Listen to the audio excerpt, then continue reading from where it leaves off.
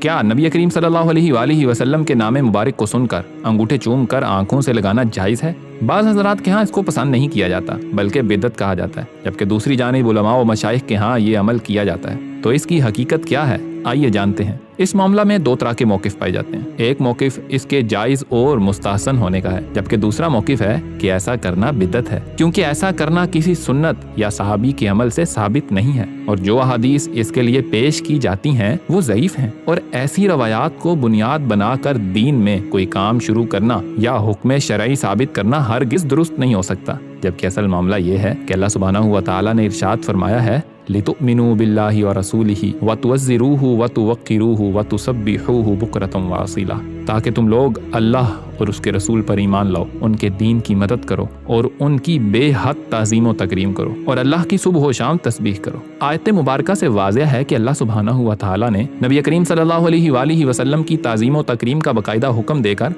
اسے واجب قرار دیا ہے، لہٰذا جو بھی عمل نبی کریم صلی اللہ علیہ وآلہ وسلم کی تعظیم اور محبت کی نیت سے کیا جائے گا، اگر اس میں کوئی شرعی قباحت نہ ہو تو یہ دراصل اللہ سبحانہ و تعالیٰ کے حکم کی تعمیل کہلائے گا۔ نبی کریم صلی اللہ علیہ وآلہ وسلم کے نام مبارک پر انگوٹھے چوم کر آنکھوں سے لگانا دراصل نبی کریم صلی اللہ علیہ وآلہ وسلم سے محبت اور تعظیم کی بنیاد پر ہی ہے۔ سیدی امام فخر الدین الشیخ محمد عثمان عبدہ البرہانی نے اپنی معروف کتاب تبریۃ الذمہ فی نصح الامہ میں ایک روایت نقل کی ہے کہ سیدنا صدیق اکبر رضی اللہ عنہ نے جب مؤذن کے قول اشہد ان محمد رسول اللہ کو سنا تو ایسے ہی دہرایا اور شہادت کی انگلیوں کے پوروں کے اوپر والے حصوں کو چوما اور اپنی آنکھوں پر لگایا، تو آپ صلی اللہ علیہ وآلہ وسلم نے فرمایا جس نے میرے دوست کے عمل جیسا عمل کیا تو اس کے لیے میری شفاعت واجب ہو گئی۔ اعتراض کیا جاتا ہے کہ یہ روایت ضعیف ہے، لہٰذا اس پر عمل کرنا درست نہیں ہے۔ حالانکہ انصاف کی نظر سے دیکھیں تو جو منع کرنے والے لوگ ہیں ان کے پاس تو اس عمل کو منع کرنے کے لیے ضعیف روایت بھی نہیں ہے،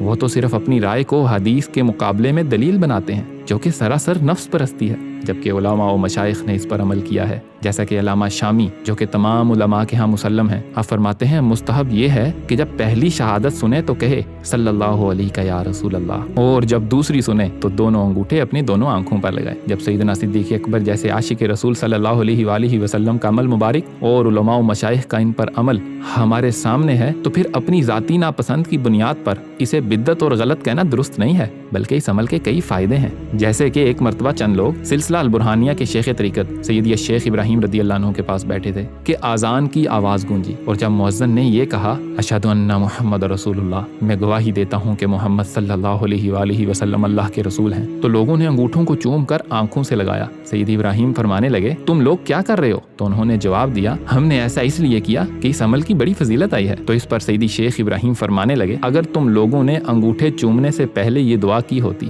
اللہم انی اسألک بحق السر الذی بینک و بینہ و بحق محبتک لہ و محبتہ لک ان تکفینی شر العمی، اور پھر اپنے انگوٹھوں پر پھونک مار کر انہیں اپنے آنکھوں سے لگایا ہوتا تو اللہ تمہیں ظاہری اور باطنی اندھے پن سے محفوظ فرما دیتا۔ نبی کریم صلی اللہ علیہ وآلہ وسلم کے نام مبارک پہ درود پڑھنا اور انگوٹھوں کو چوم کر آنکھوں سے لگانا ایسا محبت برا عمل ہے جو سیدنا صدیق اکبر رضی اللہ عنہ نے کیا، اور علماء و مشائخ کا بھی اس پہ عمل ہے، اور جان لیں کہ یہ عمل مستحب ہے، یعنی جو کرے گا وہ اس کی برکتیں سمیٹے گا، اور اگر کوئی نہ کر سکا تو اسے گناہ نہیں ہوگا، اور کسی کو یہ عمل کرنے پہ مجبور کرنا بھی درست نہیں ہے، اور نہ ہی اس کو بدعت کہنا درست ہے۔ اللہ سبحانہ و تعالی ہمیں اپنے پیارے حبیب صلی اللہ علیہ وآلہ وسلم کی محبت اور دین کی سمجھ عطا فرمائے، آمین۔